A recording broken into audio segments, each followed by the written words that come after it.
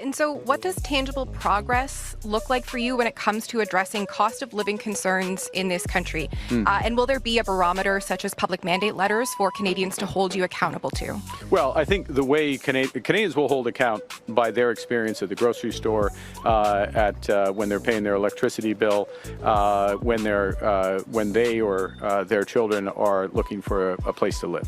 So it will be their experiences how they will they will form those judgments. Mark Carney said 1 year ago exactly, he wanted to be judged based on the price of groceries at the grocery store. You know how many liberals have come out and told me that he never made that statement? Well, you know what? On my channel, I bring receipts. My channel's all about truth comes first, then comes data-driven content. You don't get any opinions from me. This is an open discussion, and above all else, it is entertainment. Mark Carney's long honeymoon that seemed to never end is officially over. The shift in public sentiment right now from genius economist, our hero, to where is my refund? It happened real quick, just like when Justin Trudeau was like the most famous prime minister around the world and in Canada, to falling so hard it almost obliterated the Liberal Party down to 12%, almost eliminating the Liberal Party altogether. Then they had to helicopter in this economist, this genius. And now the cracks are starting to form. There's even infighting within the Liberal Party where we could see some defections. And we got some breaking news. You know, Nate, the guy that got beat by the guy from Bangladesh. Oh yeah, he's stepping down, paving the way to a by-election. There's going to be 2 this summer. It could be a wonderful summer for Canada because we could see the Liberal government lose their majority by the fall. And with Mark Carney's popularity starting to crumble, everything is coming to fruition. It's going to be hard for mainstream media to cover for Mark Carney's decline. Let's get into this report. I'm proud to be part of a government that's committed to defending Canadian trade. We're strengthening our economy and creating more opportunities in the MyRide. I love that introduction. Ped the Piper, leading the rats down to the river for their demise. How did Mark Carney's decline in popularity happen so quick? Maybe his lies are catching up. Thanks to RMC86 for this beautiful collage using my clips and using Mark Carney's own words to create this masterpiece. Canadians are getting ahead every single month of this government. It's not good, right? 18,000 jobs lost is a bad headline. Affordability is the best it's been in over a decade. And 3 Canadians, 34%, say they're dipping into savings or borrowing money to buy food. The strongest economy in the G7. 37,000 Canadians either filed a consumer proposal or declared bankruptcy during the first 3 months of this year. It is about building Canada strong for all. Just over 60% of respondents say they skip meals or reduce their portions. They have gotten ahead every single month since I became prime minister. For 15 to 24-year-olds, it crept up another half a percentage point to more than 14%. Wages are growing more than twice the rate of inflation in this country. Now it just seems that we're working harder than ever, and we're just basically keeping our head above water. Who cares? No sense of the seriousness of the situation we're in. I am out of time.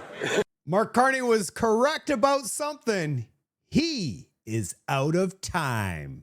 We're going to move on to how is Mark Carney doing? A new liaison strategy, federal tracker, the Liberals lead, but Mark Carney's approval continues to slide. This honeymoon felt like forever, but I want to show you guys something.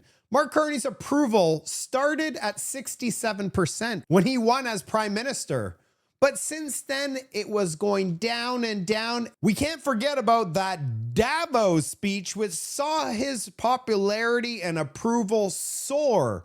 But since his Davos speech, it's been down and down and down. And look at his disapproval rating. It is heading on up. We knew that the honeymoon was going to end eventually. It looks like the economy and reality is catching up to him. I think it's time that we all start wearing our liberals are great at math t-shirts. They're great at dividing the country. They're great at subtracting jobs. They're great at adding to the debt, and they are great at multiplying misery. But it should say at multiplying immigration. I think we know why. His popularity is declining right now.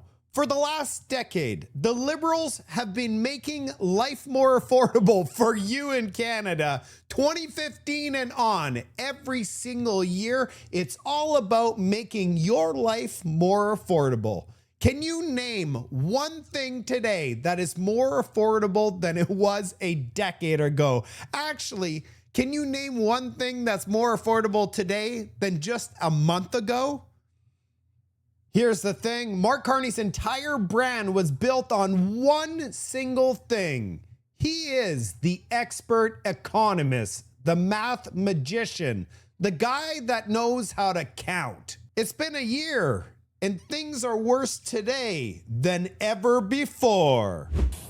Carney's brand is completely tied to the economy, to jobs. And, in this case, analysts were actually surprised by these numbers. They had been anticipating that jobs would be increased, there'd be more jobs. They were not anticipating this. Unfortunately, they're also now predicting tougher times ahead, that this is not just a blip, that this is part of a sustained downturn in the economy. Mark Carney can't afford slippage in the demographics that you mentioned in youth or in core, what they refer to as core men, men of working ages. Those are people who have been voting for and supporting Pierre Poilievre, but Carney in the last election was able to get just enough to win the election, and so he really needs to keep that demographic. Look, businesses have stopped hiring. That's in part because of Trump and trade, for sure, but it's also because of all of the uncertainty that's caused by things from the Trudeau era, like Bill C-69. But that's a big, glaring problem that we have in our economy. You can't build a strong economy on top of a foundation of lousy legislation, and that's an example of a lousy bill. We've been waiting a while for Mark Carney to slip up.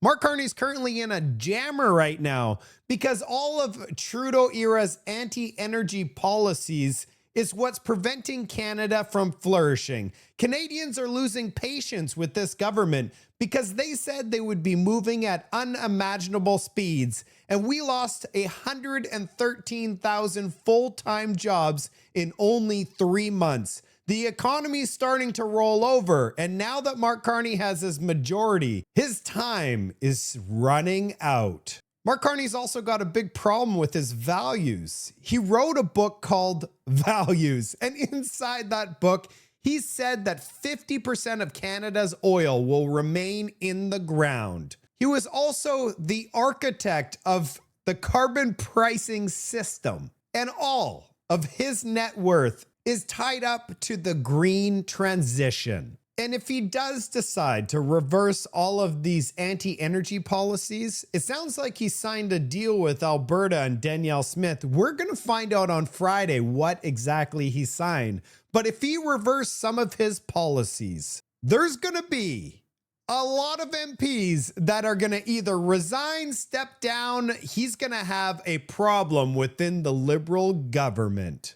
It looks like Stephen Guilbeault is getting a taste of his own medicine. Greenpeace is climbing the world's tallest building today to tell the world not to be fooled by the Liberal government. Stephen Guilbeault had a lot to say about Marilyn Gladu when she crossed the floor. I've heard her scream at me on a number of occasions on things like climate change. She's now joining a party who believes that climate is an issue and who is still putting in place measures to fight climate change. When she joins us, she knows that this is where we stand. It's official. Mark Carney's best friends in the EU are officially moving away from this green agenda. Mark Carney's plan is collapsing before our very eyes. We are aware of those problems. Both Germany and Europe have wasted incredible potential for growth in recent years by dragging feet on reforms and unnecessarily and excessively curtailing entrepreneurial freedoms and personal responsibility. We are going to change that now. Security and predictability take precedence over excessive regulation and misplaced perfection. We must reduce bureaucracy substantially in Europe. The single market was once created to form the most competitive economic area in the world, but instead we have become the world champion of over-regulation. That has to end. Canadians are waking up. We all know what needs to happen in this country. Kate Harrison is one of the best political commentators. She's on CBC and explains it bang on. Giving yourself more power or the ability to use power is not necessarily using that power. No, I get it. Yep. So, we're having this conversation about the political risk that the Prime Minister is taking on in terms of whether or not, of giving himself these powers. We're still removed from whether or not they would actually be used. And they are going to pull out, though, of reviewing projects that are entirely within one province, right? So they are down. So that is it. They're pulling away. That's an absence. Right? But I would observe that the consultation that is happening now in terms of engaging on these projects really ultimately is tinkering with the margins. The consultation has happened over the course of the last 10 years. Energy projects are not getting built in this country. I don't know how much more consultation and engagement is needed for industry to tell you the same thing that they've been telling you for about the last decade, which is that you need to get on top of removing these energy laws, not necessarily giving ministers more political authorities. No, look, I know, but like 2 years ago, a bunch of oil companies wrote a letter saying we believe in industrial carbon pricing, and now they're saying let's get rid of industrial carbon pricing, right? So like there has been shifts and changes as so too has changed the world. There's very few countries that are now looking at onboarding an industrial carbon price, oil-producing countries. As Mark Carney says, the world is becoming a more dangerous and divided world. Countries around the planet are rapidly moving away from this entire thing, and they're focusing their efforts on their economy, military defense, and deregulating. Canadians, including Liberal supporters, are having a tough time with Mark Carney's constant flip-flops. Many of our former strengths, based on our close ties to America, have become our weaknesses that we must correct. And to be absolutely clear, Canada, like Mexico, Canada remains open to deeper integration. In just 14 days apart, he says that the United States is Canada's biggest weakness. Then he says right here that we need to deepen our integration. But let's be real. Mark Carney's biggest problem is the economy. But the problem is the results are slow to come in. And in fact, it's interesting that when you see that these unemployment numbers are coming out, they're the first numbers after they get their majority, and they're the worst in 6 months. And speaking of the instability piece, they have a majority. So that was kind of pretty weak sauce there from Turnbull to blame the opposition for what's happening. It's like, no, you have control now. You have full leverage. And Canadians know this. So you will need to see results. You will need to see results on the trade front. You will need to see results on the economic growth because that's the biggest problem. And Melanie's fully right. Like the brand is attached to the economy. It's also attached to cost of living because he promised to fix all that. He promised to make sure that Canadians will, could make ends meet. And right now they're struggling. And these numbers are showing that they're going to struggle more. And you know what Mark Carney's biggest problem is? Since his Davos speech, all we've heard Mark Carney do is put the same speech on repeat, saying the same thing over and over again. Even Liberal supporters are looking at Mark Carney going, I thought you were the guy with all of the genius ideas. Thank you, RMC86, for this excellent edit. Nostalgia is not a strategy. We know nostalgia is not a strategy. Nostalgia is not a strategy. Nostalgia is not a strategy. Nostalgia is not a strategy, not a strategy, not a strategy. Nostalgia, nostalgia, nostalgia, nostalgia. Nostalgia is not a strategy. Then we have Mark Carney telling Canadians that we're not short on capital in this country, as $1 trillion have left Canada for foreign investment over the last decade. We're not short of capital in this country. We're not short, as I mentioned earlier, of capital that wants to come in and invest in this country. We are going to create a tremendous amount of wealth in this country through these nation-building projects. That is going to benefit all Canadians. It's going to benefit their children, bigger economy, better jobs.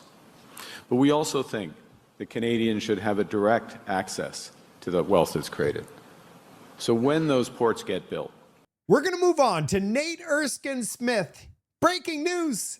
He has announced that he will be resigning and his seat will become available in June.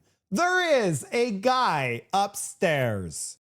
You said every vote counts. Your party now has a majority. Are you going to resign your seat? Yes.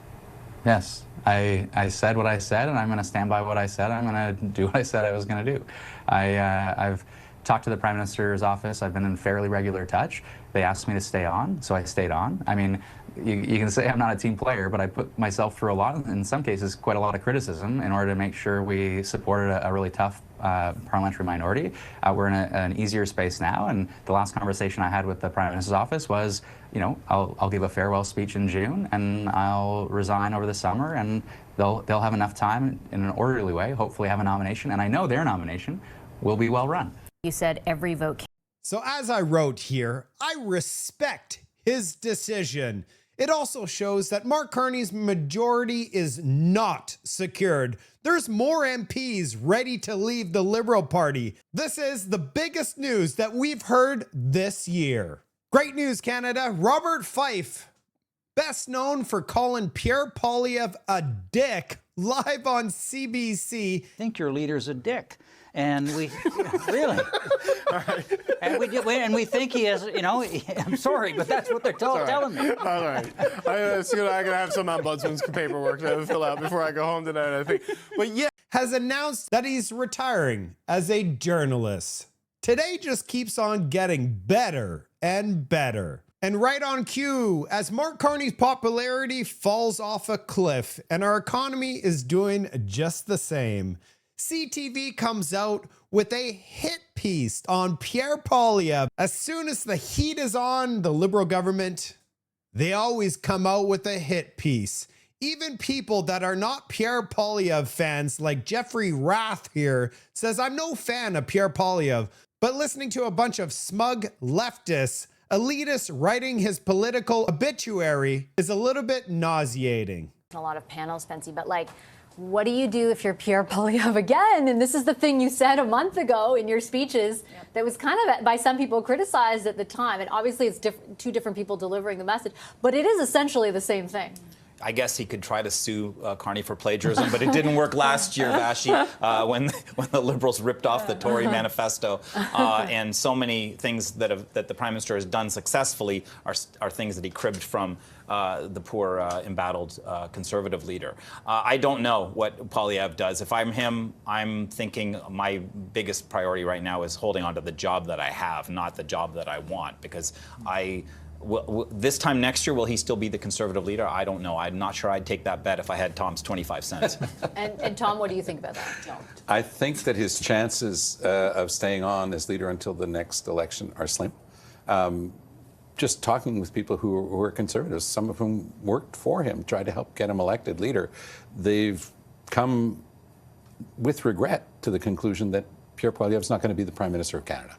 And that's the purpose of politics. You can only tell people for so many election cycles that they have no chance of forming a government. At some point, they actually want to do more than perform. And Poilievre is an outstanding leader of the opposition on the first part of the job, which is holding the government to account. On the other part of the job, showing himself capable of heading a government, you know, showing that the Conservatives are a government in waiting, they fall well short. And it shows in the polls, it shows in the attitude of Canadian voters towards Mr. Poilievre as a potential leader vis-a-vis Mr. Carney. And I think that a lot of the people in the Conservative Party have that figured out. It's going to take time. Mr. Poilievre is very strong-willed. He's not going to go like Mr. Scheer or like Mr. O'Toole. And it might be a lot trickier, but I think the result's going to be the same. Mainstream media never go after Mark Carney. They didn't say, hey, within your own Liberal Party, there are many MPs that are looking to exit now that you're walking away from all this green agenda of yours. Mainstream media would love to see this guy gone. But why? Why would they want him gone? There's only one reason. Because he is a threat to the Liberal Party. Let me ask you this. We have 10 times as much land per person than the next closest G7 country, and yet we have the fewest homes per capita in the G7. Why? We have 100,000 unemployed construction workers who could be building the homes. We have more land than we know what to do with. We have all the materials here. 90% of the materials for building a home come from right here in Canada. Foreign tariffs do not affect home building because the homes are built here. They don't have to cross into another tariff-bearing country. So what's stopping us from building homes? Why did we build fewer homes last year than in 1971? Government taxes and government bureaucracy. Mark Carney's solution to too much bureaucracy? Create a new one. When in fact, the solution is precisely the opposite. We need to cut bureaucracy and taxes, grant faster permits, more land to build on, and tax-free construction, and builders will build. Housing should be dirt cheap in Canada because we have the most dirt to build on. 2/3 of the cost of a new home in many of our biggest cities is government. We spend more on bureaucracy in a new home than on land, labor, and lumber combined. Get rid of the governmental cost and housing will be laughably affordable for Canadians and our young people once again, like they could 10 years ago when I was housing minister and the average house cost $450,000, the average rent was $950 a month. The average Canadian will be able to afford a home again. So have hope, keep working hard, elect a new common sense government, and our youth will be able to afford homes again. For all the people that saw my last show, the First Nation in Alberta is leading the way for independence with 46% of them voting in favor. It looks like the chief, the one that I showed you guys, Alberta's First Nation chief took $55,000 to oppose Alberta independence. Is anybody surprised? I'm just surprised it came out so quick. That's it for today's report. We knew the honeymoon couldn't last forever. It is just so glorious that the infighting within the Liberal Party, having 2 MPs gone, meaning there's going to be 2 by-elections. And if the Liberals lose both those by-elections, they move from 173 seats to 171 seats, meaning they'll lose their majority because you need 172 seats to have a majority.